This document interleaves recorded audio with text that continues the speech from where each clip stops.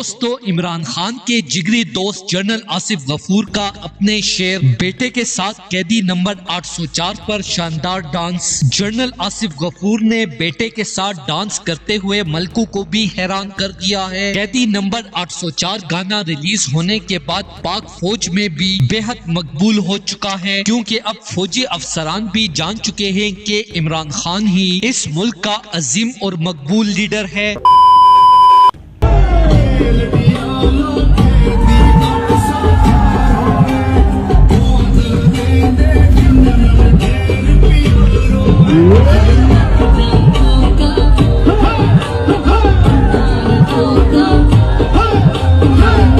दुनिया की तारीख आप देखें तो सदियों की तारीख में ये कमज़ोर और ताकतवर की लड़ाई जो है वो हमेशा चलती रही, ख्वाह वो कबीले के लेवल पे हो, शहर के लेवल पे हो।